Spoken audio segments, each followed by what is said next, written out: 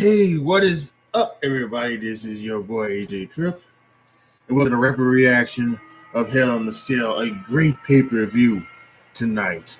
Yes, just really great action, great fun. So let's go ahead and let's jump right into it. We're gonna talk about the pre-show match that was made. Obviously, it was the pre-show match: Natalya versus um, Mandy Rose, and this wasn't, you know, this wasn't bad either. Some really good action. I think they were trying to do some things. They were trying to tell the story of Mandy Rose trying to get the, showing that she just wasn't all looks, that she had skill, and I think she did. Mandy Rose she has definitely improved from when she first came up with Paige. She first came up with the Paige and Absolution. She has improved greatly over that time, and it really has showed. Although, with that being said, she couldn't get the job done with Natalya. Natalya won via the sharpshooter. Give it 2 3/4 stars. Um, it was an average match, but it was on the tail of getting there in a good range. So really good. And of course, we get to the main show. Since we have two Hell in the Cells, we have to start off with a Hell in a Cell. The SmackDown Women's Championship match between Bayley and Bianca Belair, the champion. Some really interesting stuff. They incorporated the hair. This is going to be a big thing, I think, in Bianca Belair's matches. They're going to incorporate the hair in a lot of things, so she tied it to the rope, she tied it to the chair. And Bianca Belair tied it to Bayley, and almost in a strap like feature. And so she did some great stuff. This time Bayley, this time Bayley pre-taped some kendo sticks, but in the turn of irony, she got put through the kendo sticks instead of using them. Really great stuff there. It ends with a KOD onto a ladder that is laid out, but is raised up, as if it was, had been tipped over. She was standing straight and had been tipped over. A KOD wins it. Bianca Belair retains her SmackDown Women's Championship. I give it 4 stars. I thought it was really good. That both women put in an extra, put in extra work. And this is something where I think, maybe this starts getting the Bianca Belair train rolling. I don't think she's really been that great. And to be honest with you, I don't think she has been that great since she won the Royal Rumble. I'm not sure. I just haven't seen it. We could talk about like the lead up to the WrestleMania match with Sasha Banks and things like that. I don't know. Maybe she needs the right person. This is just me, but what I would do for Money in the Bank is actually I would probably sit out I would sit out the 2 women champions and the 2 men's champions. I would have both tag championships on the line, have a couple other matches, and then of course the men's and women's Money in the Bank match. I think that's what I would think. I would give the night off to the Raw and SmackDown Women's Champion and the WWE Universal Champion. That's just me though. So maybe this gets Bianca Belair rolling and gets her on a roll to maybe having a title reign that is positive. Next we have Cesaro and Rollins. Jump start from the get go. Seth Rollins jumped on Cesaro. These two, we know their story. This actually probably should have been in the sale instead of Natalya and not Natalya, but Bianca and Bayley. But nevertheless, really good stuff here from the 2 of them. We know what these guys can do. We know Cesaro been underrated all his career. Seth Rollins is a master in that ring. And we had some real fun action between both of these guys. They played off some of their WrestleMania stuff as well, which I liked, but also kept some new stuff here. We hit the swing once again. Didn't do the UFO, but we hit the swing, sharpshooter, did all that, and then we came to the finish where Seth Rollins rose up. Cesaro 1, 2, 3. He wins. So now Cesaro is at 1, Rollins is at 1. This is kind of what I thought might happen, and this is one of the things why I predicted Seth Rollins to actually win tonight. So now what should happen, I think, is that you skip. You have them both in the Money in the Bank ladder match. Neither one wins. And then you head on to SummerSlam, and at SummerSlam, you finally blow it off. You have the big finale match, the rubber match. So I think that's what you do there. Good match, 3.5 stars. Seth Rollins wins, and it's very, very interesting to see what. And I hope I'm correct. I really hope I am. Next was Bliss and Shayna Baszler, and many thought this may involve some supernatural stuff or anything like that. No, this was a wrestling match. And that was good. And we did have this thing where Alexa Bliss started to control Nia Jax. She was able to control her, and she had her hand. She had forced Nia Jax to slap Reginald, which I thought was funny. But yeah, this is just a regular match. And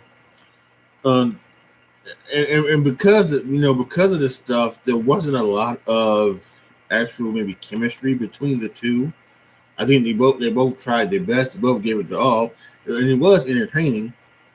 But it just didn't fit very well. And it's one of those things where it didn't fit very well, but it was still entertaining somehow. That's why it only get three stars from me. But the finish was Alexa Bliss hits the the move that Velveteen Dream would do with the DDT. I guess that's her version of Sister Abigail. She hits the top, she hits the Twisted Bliss 1, 2, 3. Alexa Bliss wins. No sign of Lily anywhere. So that was one of my predictions, and that failed. So we'll get to that at the end of the review. But yeah, Alexa Bliss wins, beats Shayna Baszler, and we'll see what's next for all involved. Will this continue, or will Alexa now move on to maybe going after Rhea Ripley? We'll talk about her in a second. Next was Sami Zayn versus Kevin Owens. And when these two get together, they do, you want to talk about chemistry. Their chemistry is unreal. And once again, they had a really, really good match. At one point, Sami goes to the outside and jumps on the Kevin and lands on his shoulder, and Kevin acts like he's hurt, something like that, and giving the feeling that maybe he's hurt, but it's just part of the show. Worked some people. I didn't know, but you never know when those type of things could happen. Just because as we saw a couple of weeks, about a month ago with Sheamus and Humberto Carrillo. So, but yeah, it was really good. These two were fighting. They were throwing bombs and things and they were doing things like covering. And when they would kick out, they were punching and kicking and something like that. Sami Zayn busted his mouth open. Kevin Owens was fighting with one arm, doing everything with one arm. I love that. His arm is hurting, so you can't. He didn't try to do something else with his arm. He worked with one arm. He did the stunner with one arm. Loved it. He was still even kind of selling the Nigerian nail from Friday, which was awesome as well. Selling, you gotta love it. Really, really fun stuff.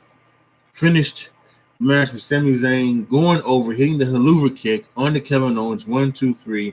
Sami Zayn wins. I'm kind of shocked, but really, really fun match. And these two, that said, they've been destined to fight forever, and they may fight forever. So Really, really great stuff between those two. Loved it. I gave it 3 3/4 stars. Um, Next was the Raw Women's Title between Charlotte Flair and the champion Rhea Ripley. And in my predictions video, I predicted Charlotte Flair to win, but I said she may not win the championship. She would win the match, but would not win the championship. And look who won the pony, right? Exactly what happened. Charlotte Flair won. Now these two, again, we talked about chemistry, good chemistry by these two. I love the fact that they work.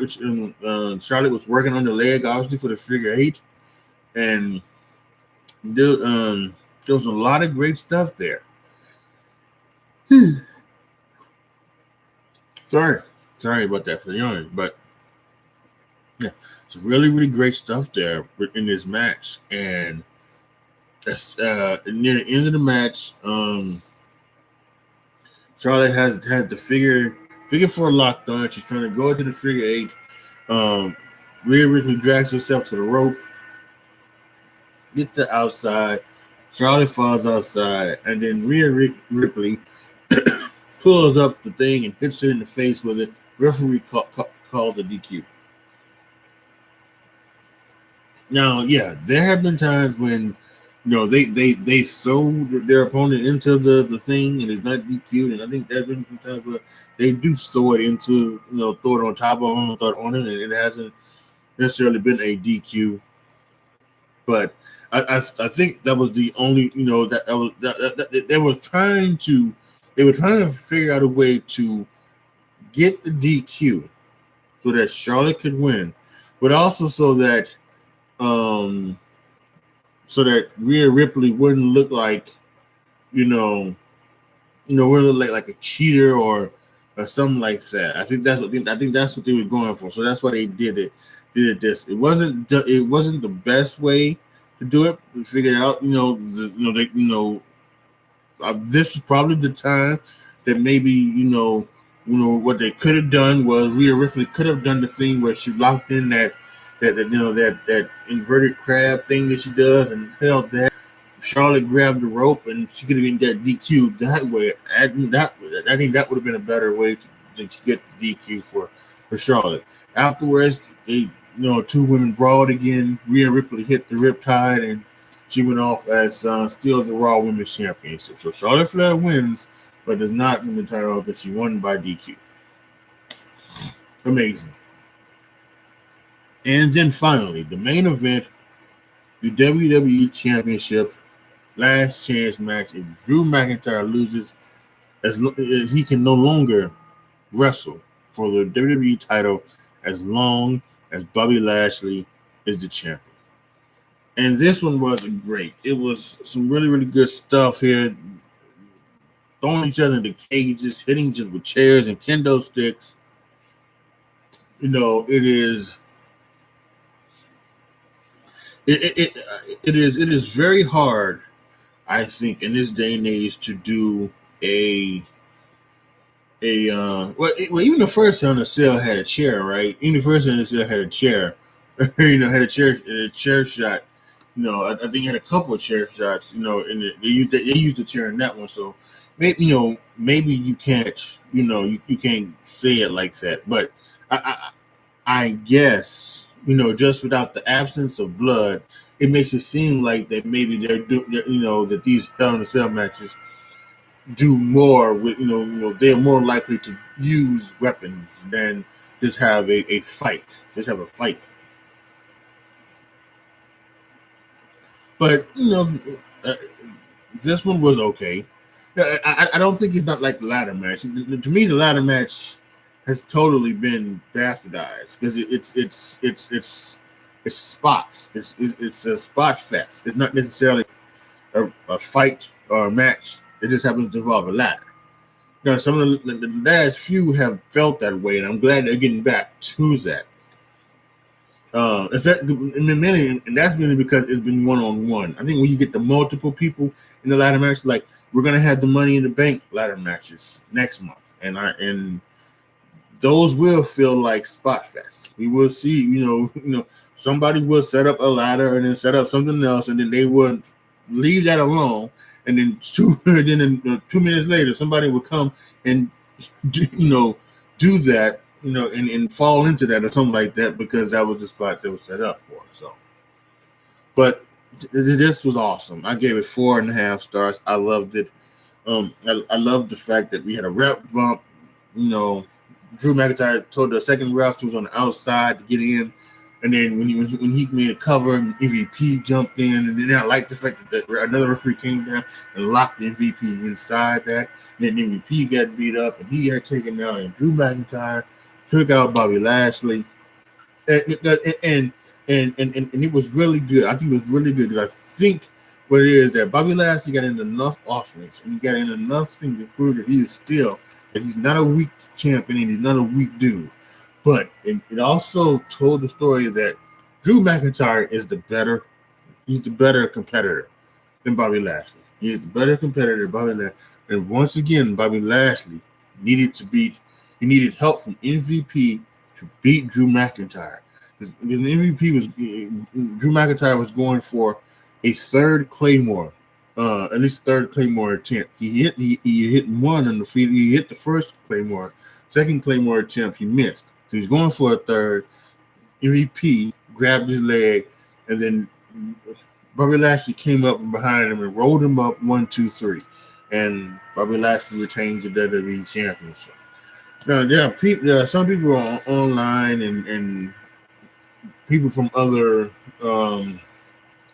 YouTube channels are complaining of the finish, ending in the roll up. Well, why are you worried about finishes? Why are you guys so worried about finishes? And whether it's a clean finish or whether it's a DQ finish or something like that, it doesn't make any sense.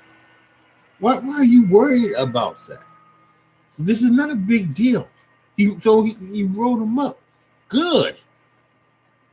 I mean, damn. And there are people saying that ruined the whole show.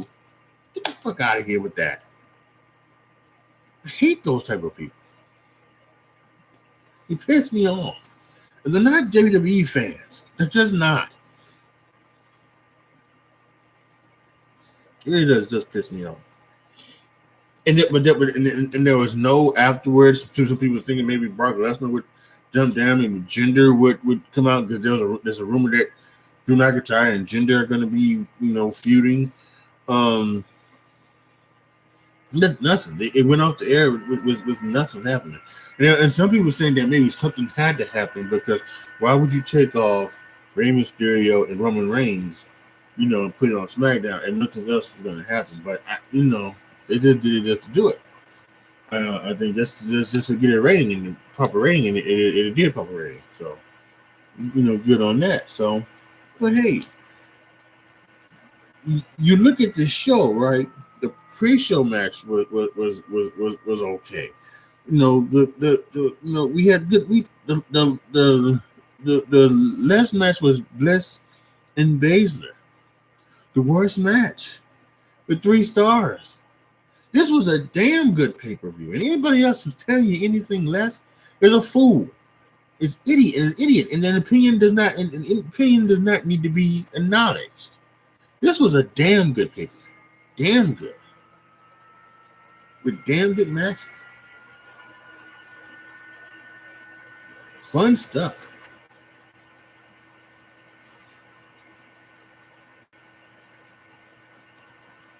So let's talk about my predictions here. So what did I go here?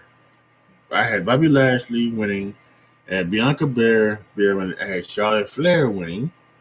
That's 3. Good night. I had Shayna Baszler who lost. I had Seth Rollins who won. I had Kevin Owens who lost. Then I had the Lily. I said she would make an appearance. She did not. So my record is 4-3 when it comes to comes to Hell in a Cell. 4-3. That would take my record up to 52-19 on the year. 52-19 on the year. Some really, really good stuff here. So yeah. That was, again, like I said, a great pay-per-view. Loved it. It was a really, really fun night. So hope you guys enjoyed it. Let me know down in the comment section. Put your comments down below. Give me your star ratings. Tell me what you think of mine. And yes, did you enjoy tonight, Hell in a Cell pay-per-view? Next month, there may not be a predictions video for Money in the Bank, as I will be out of town. Or I should say this: it won't be a big production. I may, just record on my phone, letting you guys know so that you guys would have it on camera, right? So you guys would have it on camera of, who I'm selecting in all the matches. But it will probably not be another video because I will be out of town. I will be heading back to my hometown of Chicago for business. So, yeah, I think, I think that's a good idea for me to do so. So, yeah, really, really fun. But I will be doing the rapid reaction to, we'll be doing the rapid reaction to, or I could actually do the predictions maybe the Sunday morning. I could do the prediction Sunday morning. I may do that. So either way, just click the notification bell so that you won't miss any video that I put out. You get notified of when I do. So you're not gonna want to miss that. So yeah, like the video, share the video, subscribe to the channel, and as always, thank you guys so much for watching. This is your boy AJTRIP signing off. As always, be good to each other, y'all. Be careful out there. And I am out.